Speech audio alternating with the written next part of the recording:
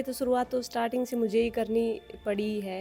और कोइंसिडेंटली मुझे परिवार भी ऐसा मिल गया, क्योंकि मेरी स्टार्टिंग से यही सोचते कि मैं बिना दहेज की शादी करूं।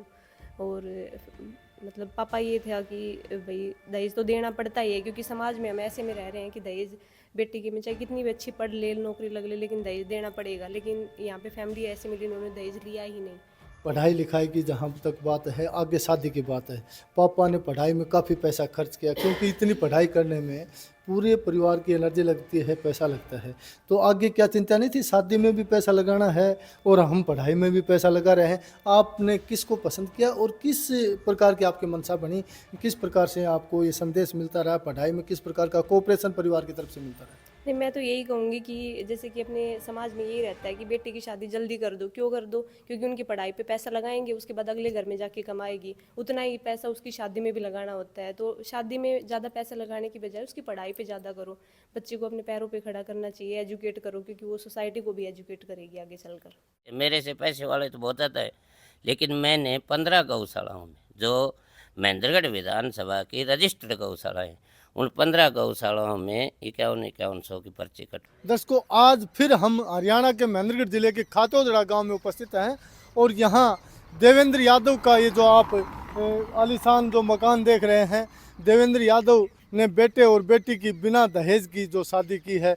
बेटी का पीछे बनवारा निकाला था और जो जैसे लड़के का बनवारा निकाला जाता है, बेटी का निकाला था। बेटियों को आगे बढ़ाने के लिए एक नया कदम उठाया था और एक दूसरा नया कदम है, बिना दहेज की शादी की है, समाज में संदेश देने की। और इनसे बात करते हैं किस प्रकार से इनकी मंशा हुई कि बिना दहेज की शादी करनी है, कैसे शादी करनी है, इनसे पूरी बातें करेंगे। बेटे से भी बात करेंगे और जो पुत्र वधू आई है उनसे भी बात करेंगे। जी देवेंद्र जी, नमस्कार जी। नमस्कार जी। तो जैसे आपने बिना दहेज की शादी की है, जी, तो कैसी आपकी मंशा हुई, कैसे आपका मन हुआ कि मैं बिना दहेज की शादी करूं? मेरा मन ये हुआ कि जी हमारा ये जो यादव समाज है ना, ये बहुत ही नीचे जाने लग रहा है इस दहेज के चक्कर में। और हमने शुरू से ही ठान रखा था। लोग तो ये भी कह रहे थे कुछ, आग भाई वो वैसे कहे कि मैं चाहे करे कि मैं गो या हुआ, लेकिन हमने शुरू से ये थी, हम कोई यहाँ मिसाल पैदा करेंगे कि भाई बगैर दान दहेज के शादी करेंगे जो दूसरों को भी प्रेरणा स्रोत मिले। और मैं तो सभी से हाथ जोड़कर यही कहता हूँ, अगर लड़की से बड़ा कोई धन नहीं है। अगर आप जिस आदमी ने लड़की दे दी पढ़ी लिखी या वैसे उसको दान दहेज की क्या जरूरत? दहेज का पैसा कितने दिन चलेगा और कौन आदमी करोड़पति बने हैं दहेज से, वो मेरे आगे सिद्ध करके दे। आप दहेज नहीं लेने का आपने फैसला क्यों लिया? कैसे प्रेरणा मिली, या किसी ने कहा कि मैं बिना दहेज की शादी करूं, या समाज के लिए कोई दिशा निर्देश दूं? मैं पैसे से शर्मा जी ठेकेदार हूँ पंचायती राज का। तो मैं गांव गली में हर आदमी को, हर मोहल्ले को, पूरे ज़िले में सभी आदमियों को जानता हूँ। ऐसा ऐसा हमने देखा है कि लोग सब कुछ बेच देते हैं लड़की के शादी करने के चक्कर में और बढ़ावा दिखावा करने के चक्कर में। लेकिन फिर भी कुछ हासिल नहीं होता। कितने आप देख रहे हैं, कितने तलाक हो रहे हैं, कितने वो हो रहे हैं। ये सब बातें, सारा सिस्टम, ये जो हमारी सभ्यता है ना, इसको नीचे कर रहे हैं। संस्कारों तो में गिरावट आ गई। संस्कारों में इतनी गिरावट आ गई। और सबसे मेन बात ये है कि एक काबिल बच्चा है, लेकिन वो पैसे के अभाव में अच्छे परिवार में नहीं जा सकता।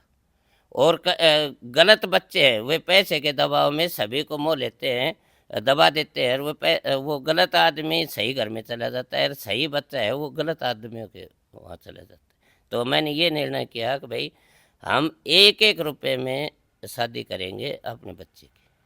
तो जैसे प्रॉपर्टी की जहाँ तक बात की जाए, तो कितनी प्रॉपर्टी बेटा है जो प्रदीप की आपने शादी की है, कितनी प्रॉपर्टी बेटे के नाम आती है? ये प्रॉपर्टी तो दादा कुछ नहीं आवे, क्या ये प्रॉपर्टी कुछ नहीं है। ये तो आदमी का आचार विचारों की लड़ाई है। अगर अच्छे विचार हैं, मेरा ये सुझाव है कि अपने बच्चों को शिक्षित बनाओ और उनमें संस्कार पैदा करो। प्रॉपर्टी पैसा अपने आप आ जाएगा, किसी के लेने से करने से। ज़्यादातर ये देखा जाता है कि अहिरवाल में बड़ी बात है। अहिरवाल में जैसे बेटा नौकरी लगता है तो ये कहेंगे कि हमने इस पे 20 लाख खर्च कर दिया, इस पे 40 लाख खर्च कर दिया। अगले को कहते हैं वो दहेज लेने का अलग से तरीका होता है। तो जहाँ तक बात की जाए, बेटे के नाम कितनी ज़मीन आती है? बेटे के नाम ज़मीन तो वैसे तो एग्रीकल्चर की ज़मीन आती है 15-16 एकड़। वैसे प्रॉपर्टी की बात यह है कि आज भगवान बाबा हनुमान का आशीर्वाद मेरे ऊपर है, कोई कमी नहीं है। और रही नौकरी की बात, लड़का इतना काबिल है कि नौकरी को उसको ज़रूरत ही नहीं है। अगर वो कहीं कोचिंग सेंटर चलाए, कुछ अपना इंस्टीट्यूट खोले और कुछ नेट और जीआरएफ ऑल इंडिया में 81 रैंक आई हुई कितना और पढ़ा लिखा है, बेटे की क्या योग्यता है? MSc university topper central university, CTET, HTET, NET, GATE और जीआरएफ में ऑल इंडिया में 81 रैंक है। तो आपने बिना दहेज दान दहेज की शादी की है, कोई खाली नारियल रुपया लिया है। देखिए, सभी जो धन का त्याग करना सबके बस की बात नहीं है। इतनी प्रॉपर्टी का मालिक है जिस बेटे के नाम 15-16 एकड़ ज़मीन आ रही है, और यहाँ पर मोस्टली 40 से 50 लाख 60 लाख और यहाँ तक की इनकी ज़मीन बताई जा रही है। ऑन रोड है जो करोड़ों रुपए की जो है। तो इन्होंने बड़ा त्याग किया है। यदि ये चाहते तो बहुत बड़े धन दौलत वाली जो करोड़ों की शादी भी कर सकते थे। इस प्रकार की रिश्ते भी आए होंगे। तो क्या इस प्रकार की कभी बात हुई? मैंने त्याग नहीं किया। मैं ये कहता हूँ गलत तरीके से आया हुआ धन गलत ही होता है। और हमारे पास तो ये है कि जो लोग मेरे को जानते हैं तो करोड़ ले लो, 2 करोड़ ले लो, 5 ले लो, भाई ऐसा लड़का, ऐसा आदमी, ऐसा सिस्टम नहीं मिलेगा। लेकिन उन आदमियों से तो हमने बात ही नहीं की। और ये आए थे, ये थोड़ा हिचकिचा रहे थे पहले, अग भाई हमारो नू जोड़ को नू को ने। तो लेकिन मैंने इनको कहा ऐसा कुछ नहीं है। अगर लड़की अच्छी होए और ये आदमी भी अच्छे हैं, जो हमारा रिश्ता किया है वे बहुत ही सामाजिक आदमी है, अच्छा बुरा परिवार है, लड़की पढ़ी लिखी, ये भी लड़की भी एमएससी नेट है और ये सुपरवाइज़र लग रही है। जैसे जो बेटी को देखने के लिए, बेटी की शादी करने के लिए जाते हैं, उन्हें किस प्रकार की बातों पर ध्यान देना चाहिए?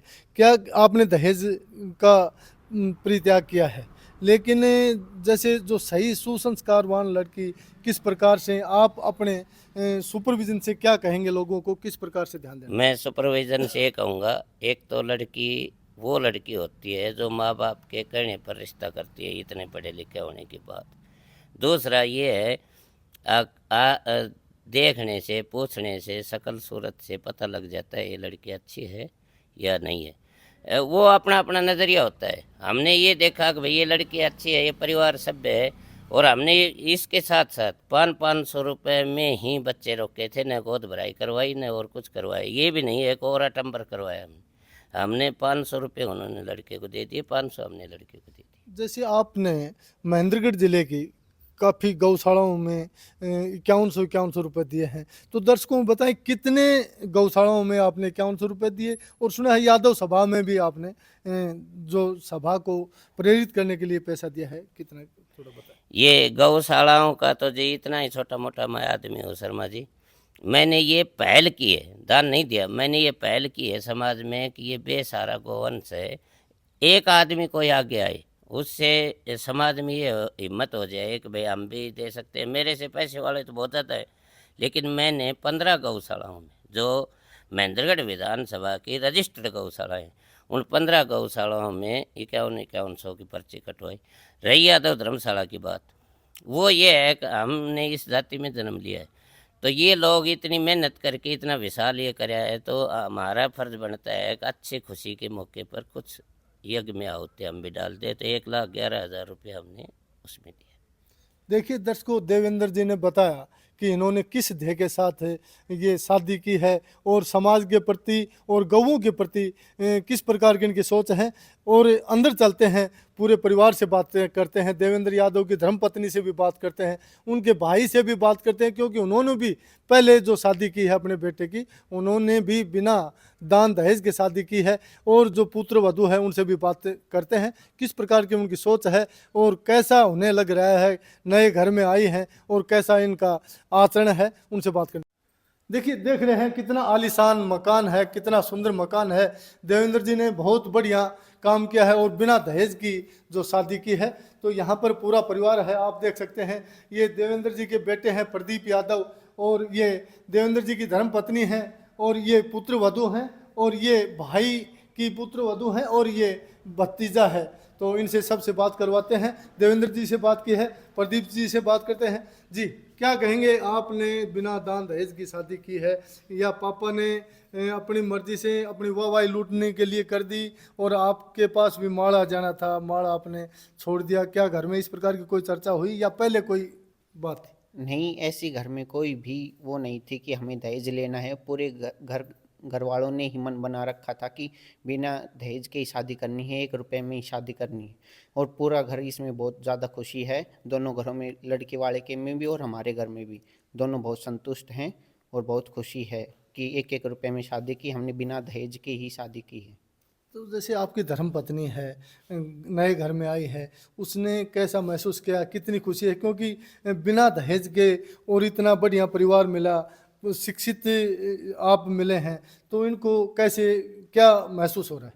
नहीं, वो जो मेरी पत्नी है वो खुद को यहाँ की बहू ना समझकर अपनी बेटी समझती है। हमारे घर वाले सब उसको अपनी बेटी मानते हैं और वो यहाँ के बहुत ज़्यादा पर्सन है और सभी से बहुत ज़्यादा अच्छे से बातचीत होती है और पूरे घर में बहुत ज़्यादा सब प्रेम से रहते हैं। तो जैसे जहाँ तक ये हमारे दर्शक देख रहे हैं, आपको योग्यता की बात है, आप की क्या योग्यता है दर्शकों को बताएं, पता चले किस प्रकार का शिक्षित परिवार है और शिक्षित परिवार होने के नाते सोच बढ़ी है, किस प्रकार से सोच हुई?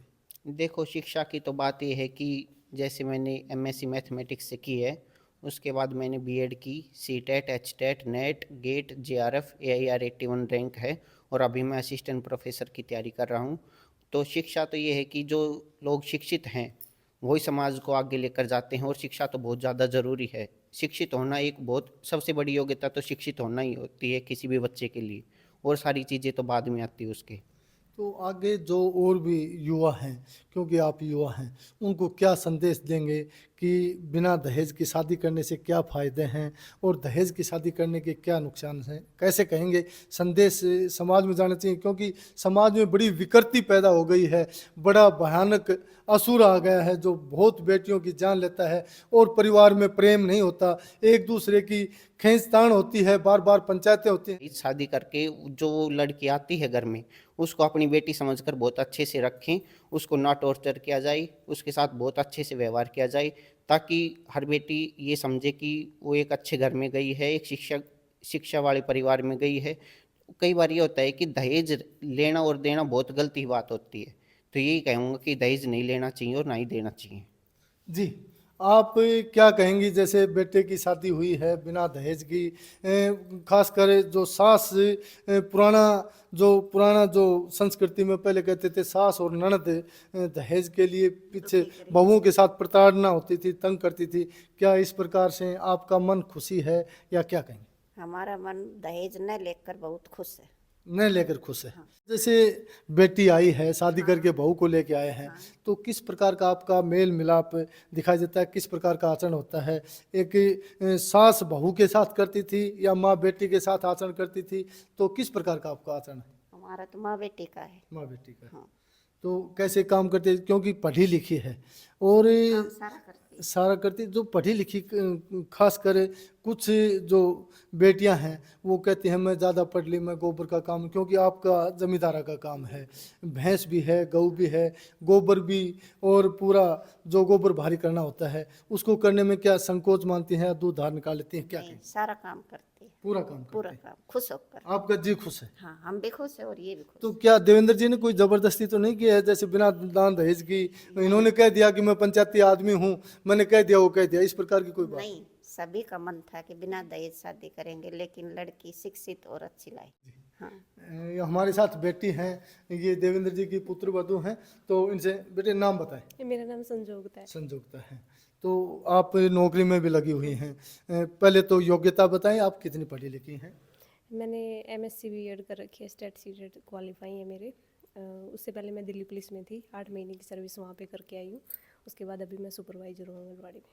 तो क्या दिल्ली पुलिस में और सुपरवाइज़र की नौकरी में आपको ये सुपरवाइज़र की नौकरी अच्छी पसंद क्यों आई? क्योंकि वो सेंटर की नौकरी थी, उसमें तनख्वाह भी ज़्यादा थी, तो उसको छोड़ के आप यहाँ क्यों आई, आपकी क्या मंशा बनी? क्योंकि मुझे फील्ड जॉब पसंद है, पब्लिक डीलिंग पसंद है। अगर हम कोई भी अच्छा काम करते हैं तो हम सोसाइटी में एक मैसेज पास कर सकते हैं इसके थ्रू, तो इसलिए मुझे ये वाली जॉब ज़्यादा अच्छी लगी। जैसे बिना दान दहेज की जो शादी हुई है, आप महिला एवं बाल विकास महकमे में सुपरवाइज़र हैं, तो महिलाओं से आपका मिलना जुलना रहता है, क्योंकि जो महिलाएं हैं सास भी हैं और कुछ बेटी भी हैं, कोई ननद भी हैं, तो हम सब समाज का हिस्सा हैं। उनको आप इस मुहिम को आगे बढ़ाने के लिए किस प्रकार का संदेश देंगी?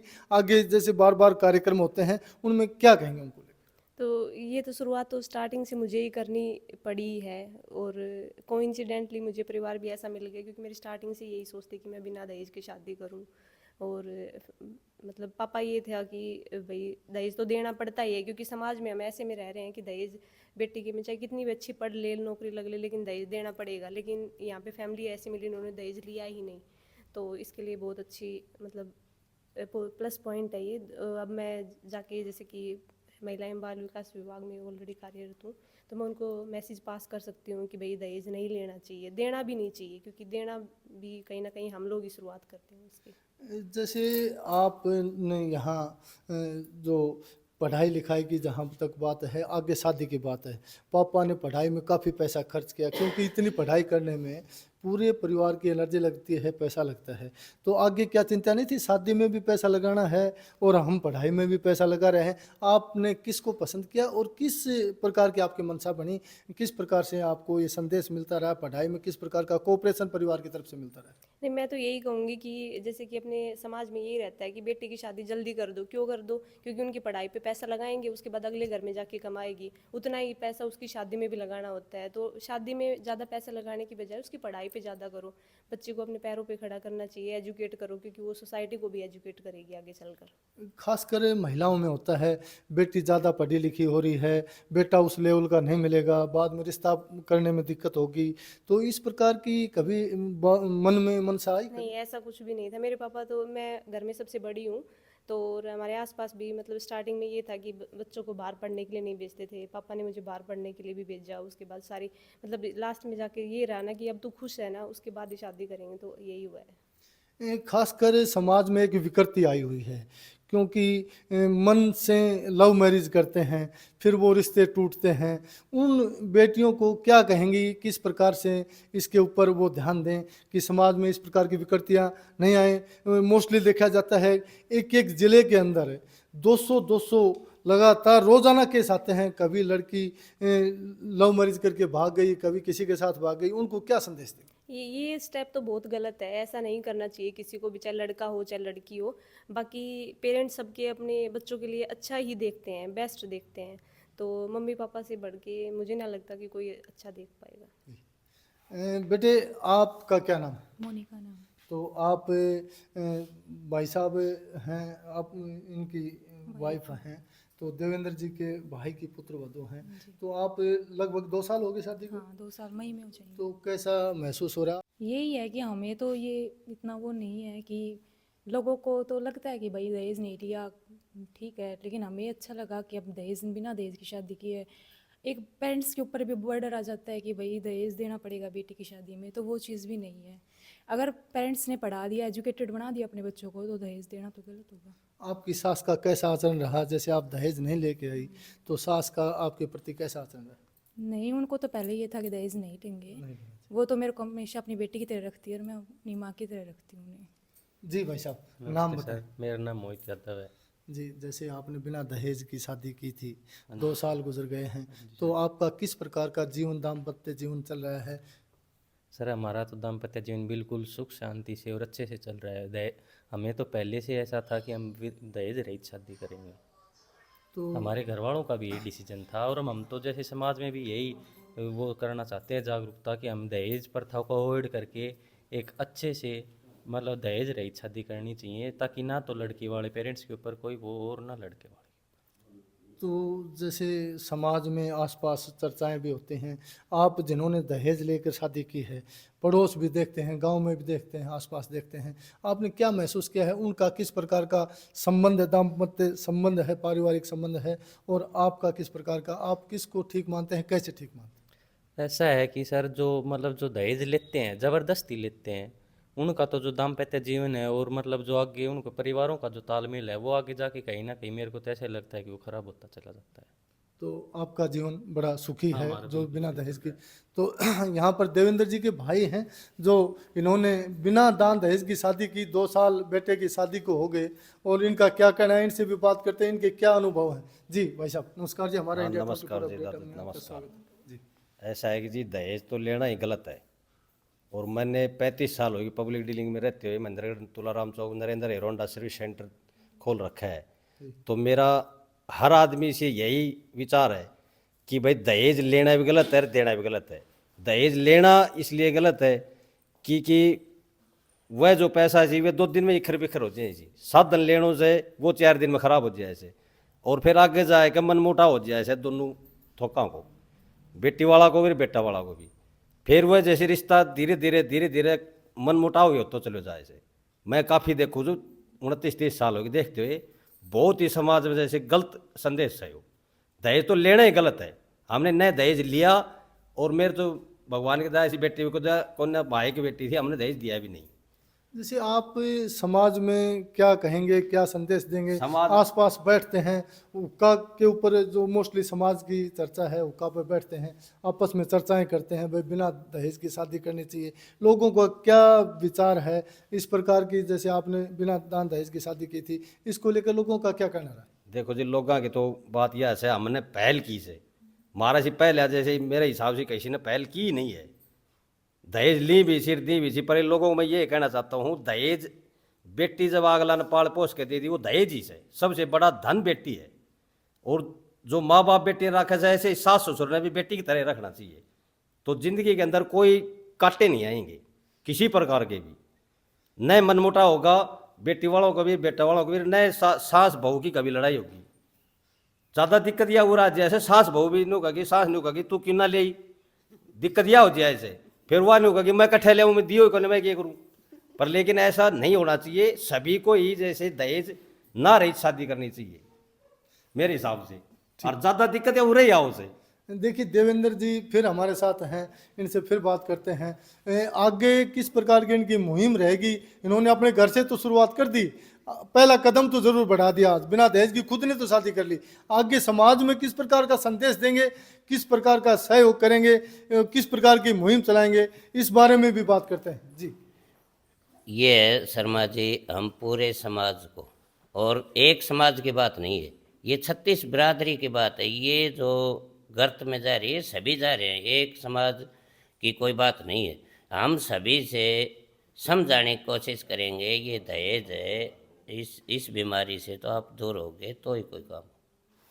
देखिए देवेंद्र जी ने भी बताया, पूरे परिवार ने बताया, जैसे एक कहावत भी है, कौन कुएं में कूद गई है, कौन गिरी मीनारों से, कौन गिनेगा इनकी संख्या, रोज रंगे अखबारों से। क्योंकि अखबारों में मीडिया के माध्यम से लगातार खबरें आती हैं, आज उस बेटी को मार दिया, आज उस बेटी को मार दिया, उसने आत्महत्या कर ली, उसने फांसी खा ली, उसने बेटे को मार दिया, उसने सोए हुए को मार दिया। इस प्रकार की जो घटनाएं होती हैं जो समाज को बिल्कुल गंदा कर रही हैं, समाज के अंदर विकृतियां पैदा कर रही हैं। और यदि इन्होंने ये जो कदम उठाया है बहुत अच्छा कदम है, और इस प्रकार के संगठन बनने चाहिए। जैसे यादव सभा में इन्होंने कहा है कि इस प्रकार का संगठन हम बनाएंगे, कोशिश करेंगे, समाज में हम शिक्षा देंगे। इसी प्रकार के जो भी सामाजिक संस्थाएं हैं सभी इस प्रकार के संगठन बनाएं। और भले ही जो सामाजिक संस्थाएं हैं काफ़ी बार देखा जाता है, ये अहिरवाल है, अहिरवाल में करोड़ों रुपया शादी का लगाया जाता है, और वही बेटियां बाद में आत्महत्या का या भ्रूण हत्या का शिकार होती हैं। और इस प्रकार की विकृतियां लगातार समाज में गिरावट पैदा कर रही हैं। इन विकृतियों को दूर करना चाहिए। बेटी अनमोल है, जो सरकार ने अभियान चलाया है, मोदी सरकार ने भी अभियान चलाया, बेटी बचाओ बेटी पढ़ाओ, इस प्रकार के अभियान को आगे बढ़ाना चाहिए। बेटियों को सुरक्षित रहना चाहिए ताकि संस्कारों में गिरावट ना हो और समाज सुख से चैन से जिए। और हमारी वीडियो यदि आपको पसंद आई हो तो ज़रूर शेयर करें, और अपने कमेंट्स, अपने सुझाव अवश्य डालें, और हमारे चैनल को लाइक अवश्य करें। धन्यवाद।